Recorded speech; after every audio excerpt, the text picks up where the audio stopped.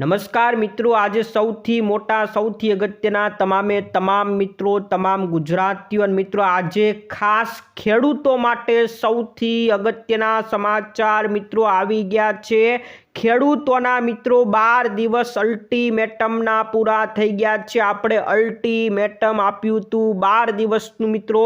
આજે મિત્રો 12મો દિવસ છે। આજે મિત્રો 22 તારીખ છે, શનિવાર છે મિત્રો। આજે 12મો દિવસ છે।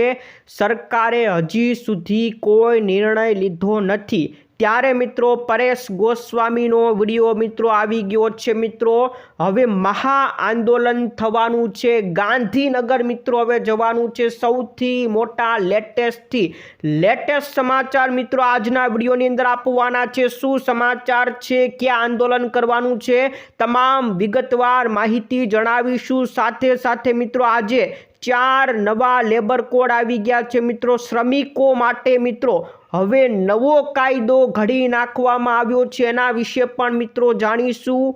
SIR ફોર્મ, ચૂંટણીના ફોર્મ ચાલી રહ્યા છે, એમાં પણ એક મોટા સમાચાર આવી ગયા છે, એ પણ જાણીશું। ખેડૂતોને 500 રૂપિયામાં કીટ આપવામાં આવી રહી છે, એ સમાચાર પણ મિત્રો આજના વિડીયોની અંદર મિત્રો જણાવીશું। છેક સુધી મિત્રો વિડીયો નિહાળજો। આપણે પરેશ ગોસ્વામીનો જે વિડીયો છે એ પણ મિત્રો આ વિડીયોની અંદર મૂકીશું। તો મિત્રો જે મિત્રો નવા હોય આપણી ખેડૂત દુનિયા ચેનલને ફટાફટ સબસ્ક્રાઈબ કરી લેજો। તો મિત્રો આંદોલનને લઈને સૌથી મોટા અને સૌથી અગત્યના સમાચાર મિત્રો આવી ગયા છે, પણ એની પહેલાં જે અગત્યના બીજા સમાચાર આવ્યા છે એમાં મિત્રો સૌપ્રથમ સમાચાર ઉપર નજર કરીએ તો ખેડૂતોને 500 રૂપિયામાં કીટ આપવાની જાહેરાત કરી છે। 5000 રૂપિયાની કીટ ખેડૂતોને 500 રૂપિયામાં આપવામાં આવશે। જ્યાં મિત્રો ગુજરાત સરકારના આદિજાતિ વિકાસ વિભાગ દ્વારા જે આદિવાસી ખેડૂતો છે, જે આદિજાતિના ખેડૂતો છે, એમના માટે આ સહાયની જાહેરાત કરી છે। એટલે ગુજરાતના તમામ ખેડૂતો માટે નથી, જે આદિજાતિ ખેડૂતો છે, ખાસ કરીને જે છોટાઉદેપુર લાગુ વિસ્તારની અંદર ખેડૂતો આવેલા છે, એ આદિજાતિ ખેડૂતો માટે ખાલી 500 રૂપિયામાં કીટ આપવાની જાહેરાત કરી છે। માત્ર 500 રૂપિયામાં ખેડૂતોને સંપૂર્ણ ખાતર, બિયારણ, આખી એક કીટ આપવામાં આવશે, જેની બજાર કિંમત અત્યારે આશરે 5000 રૂપિયા છે। એવી કીટ ખેડૂતોને 500 રૂપિયાની અંદર આપવામાં આવશે। આ કીટની અંદર મિત્રો શું હશે મિત્રો તમામ મિત્રો જાણી લ્યો। આની અંદર APS ખાતરની એક થેલી આપવામાં આવશે, એક ફોસ્ફેટ ખાતરની થેલી આપવામાં આવશે, એક નેનો યુરિયાની બોટલ આપવામાં આવશે, ત્યારબાદ મકાઈ, ચણા, ટમેટા, રીંગણ જેવા ઉચ્ચ ગુણવત્તાવાળા બિયારણ પણ પૂરા પાડવામાં આવશે। 4 વસ્તુ મિત્રો આ કીટની અંદર આપવામાં આવશે। એવું કહેવાય છે કે આ કીટની કિંમત 5000 રૂપિયા છે। એ કીટ ખેડૂતોને માત્ર 500 રૂપિયામાં આપવામાં આવશે। તો મોટા ભાગે છોટાઉદેપુરમાં જે આદિજાતિ ખેડૂતો રહેતા હોય તો એવા ખેડૂતોને મિત્રો લાભ મળશે।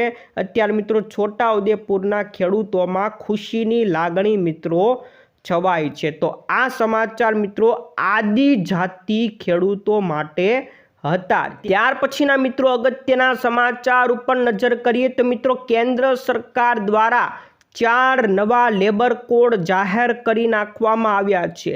આ 4 લેબર કોડ શું છે મિત્રો? તમામ મિત્રો જે શ્રમિકો કામ કરતા હોય એમના માટે હવે નવો લેબર કોડ લાગુ કરી નાખવામાં આવ્યા છે।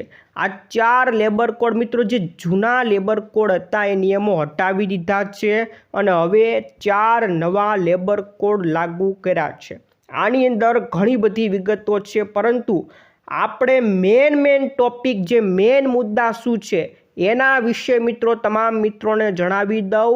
આ 4 નવા લેબર કોડથી શ્રમિકોને શું ફાયદો થવાનો છે એના ઉપર વિગતવાર મિત્રો મુદ્દા તમને જણાવી દઉં। 7 મુદ્દા છે, 7 મુદ્દા તમામ મિત્રોએ જાણવા ખૂબ જરૂરી છે। તો સૌથી પહેલો મુદ્દો મિત્રો જણાવી દઉં તો નિમણૂક પત્ર હવે તમામ શ્રમિકોની નોકરી શરૂ થાય એ સમયે જ નિમણૂક પત્ર આપવાનું ફરજિયાત કરી નાખવામાં આવ્યું છે।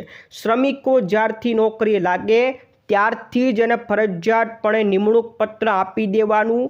આનાથી રોજગાર અને શરતો બંનેની અંદર મિત્રો પારદર્શિતા આવે છે। જ્યારથી કામે લાગે ત્યારથી જ એને નિમણૂક માટેનું પરિપત્ર આપી દેવાનું રહેશે। ત્યાર પછી લઘુત્તમ વેતન દેશભરમાં એટલે કે આખા દેશની અંદર એક સરખું લઘુત્તમ વેતન નક્કી કરવામાં આવ્યું છે। આ વેતન મિત્રો કોણ નક્કી કરશે તો કેન્દ્ર સરકાર દ્વારા લઘુત્તમ વેતન નક્કી કરશે। કેન્દ્ર સરકારે જે લઘુત્તમ વેતન એટલે કે ઓછામાં ઓછું વેતન નક્કી કરે એ વેતન દરેક રાજ્યોએ નક્કી કરવાનું એટલે કે એનાથી ઓછું વેતન કોઈ રાજ્ય કરી શકશે નહીં। એનાથી વધુ આપવું હોય તો આપી શકે, પરંતુ કેન્દ્ર સરકારે જે વેતન નક્કી કર્યું એ વેતન કરતાં ઓછું વેતન કોઈ શ્રમિકને મળશે નહીં। આ સૌથી મોટા રાહતના સમાચાર મિત્રો શ્રમિકોને મળશે।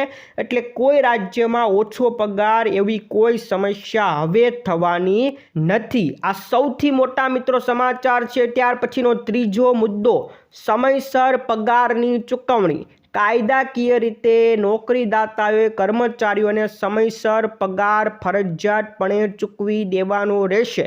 કોઈ પણ નોકરીદાતા એના કર્મચારીઓને લબડાવશે નહીં।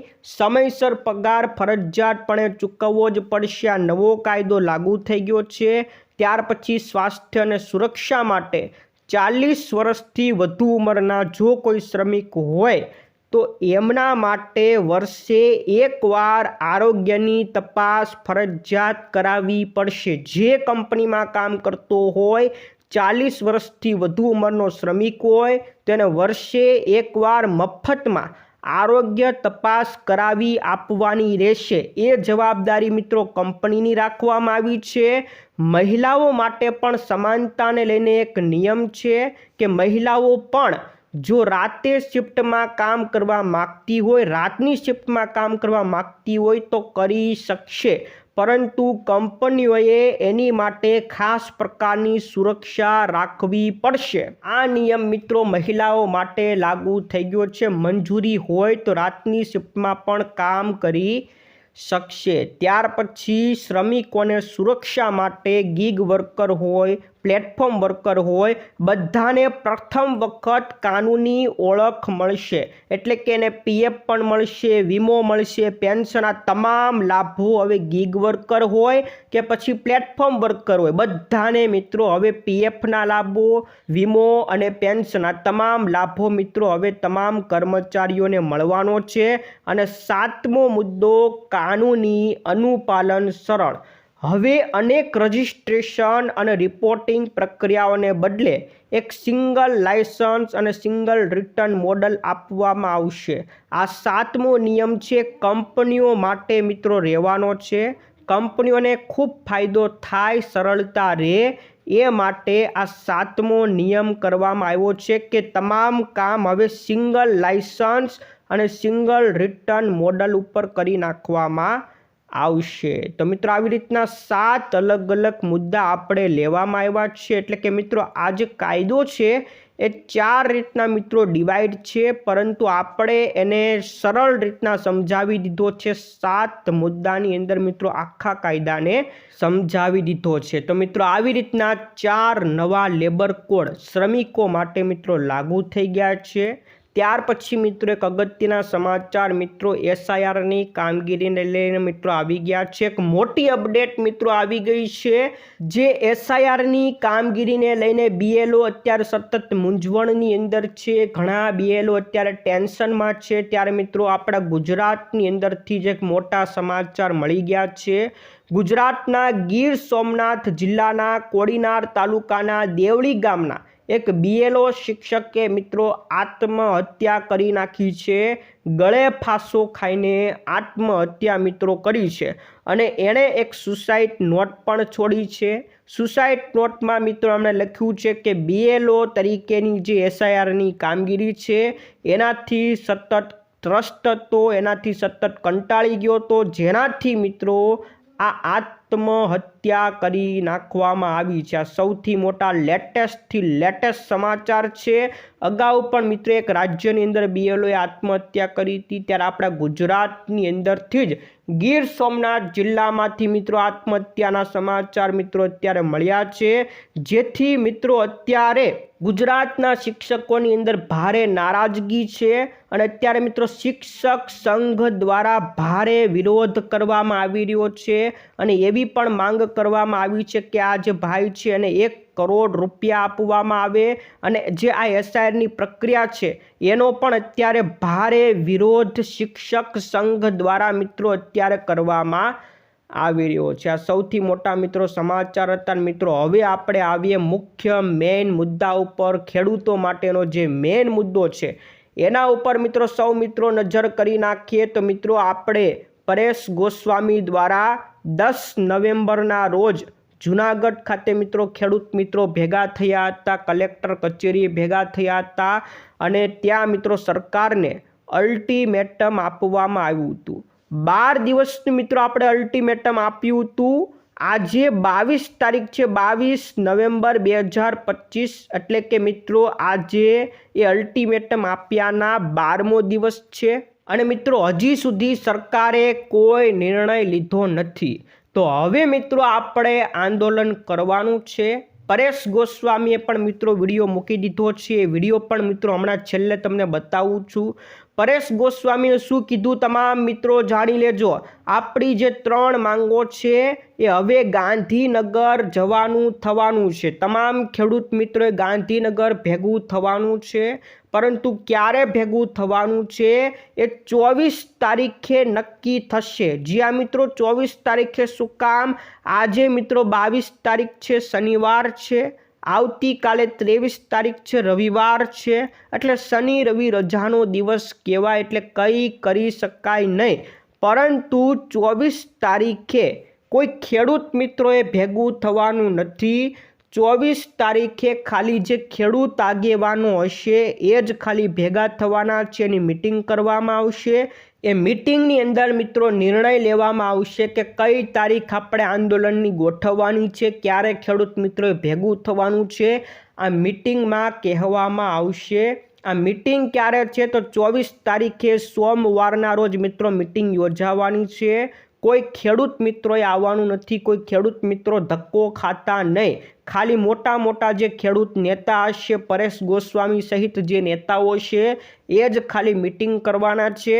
24 તારીખે એક નિર્ણય લેવાનો છે। પરેશ ગોસ્વામી કીધું કે હવે ગાંધીનગર જવાનું થવાનું છે, જૂનાગઢ નહીં, હવે સીધું ગાંધીનગર જવાનું છે। સરકાર આંદોલન સહસમિતિ પરમિશન આપે કે ન આપે, આપણે ગાંધી ચિંધ્યા માર્ગે આંદોલન કરવાનું છે। કોઈ ખેડૂતોએ હિંસક આંદોલન નથી કરવાનું, ગાંધી ચિંધ્યા માર્ગે જ આંદોલન કરવાનું છે। આપણી 3 માંગો હશે, 3 માંગોમાંથી જો કોઈ પણ એક માંગ સંતોષાય તો આપણે બીજો મુદ્દો જે બીજી માંગ હશે એ પણ પૂરી કરાવશું। એવી રીતના 3 માંગો પૂરી કરાવશું।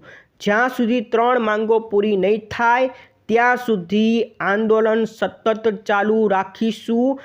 અને આને લઈને મિત્રો પરેશ ગોસ્વામી સતત ગુસ્સાની અંદર છે। એમણે એવું કીધું છે કે સરકારે હજી સુધી કોઈ જવાબ આપ્યો નથી, એટલે હવે મહા આંદોલન હવે થવાનું છે। નવી તારીખ જાહેર કરવામાં આવશે। સરકારને ધ્રુજાવી દે એટલા ખેડૂત ભાઈઓએ ભેગું થવાનું છે।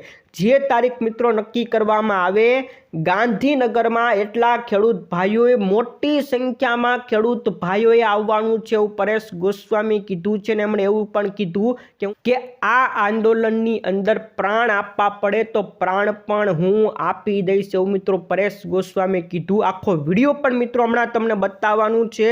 હવે મિત્રો મહા આંદોલનની તૈયારી શરૂ કરવાની છે। ખેડૂત મિત્રો તૈયાર રહેજો। 24 તારીખે કોઈ ખેડૂત મિત્રોએ ભેગું થવાનું નથી। 24 તારીખે ખાલી મિટિંગ છે। એ મિટિંગમાં ખાલી ખેડૂત નેતાઓ જ આવવાના છે। ખેડૂત નેતાઓની મિટિંગ હશે અને એ મિટિંગમાં નક્કી કરવામાં આવશે કે કઈ તારીખે આંદોલન કરવાનું છે। 24 તારીખે તમામ મિત્રોને ખબર પડી જશે કે કઈ તારીખે ખેડૂત મિત્રોએ આંદોલન કરવા ભેગું થવાનું છે।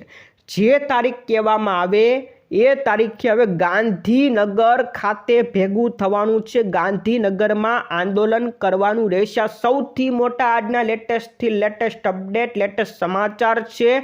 મોટી સંખ્યામાં ખેડૂત મિત્રોએ જોડાવાનું છે. તો મિત્રો હવે આપણે પરેશ ગોસ્વામીએ જે વિડીયો આપ્યો હતો એ વિડીયો પણ ફટાફટ જોઈ લઈએ.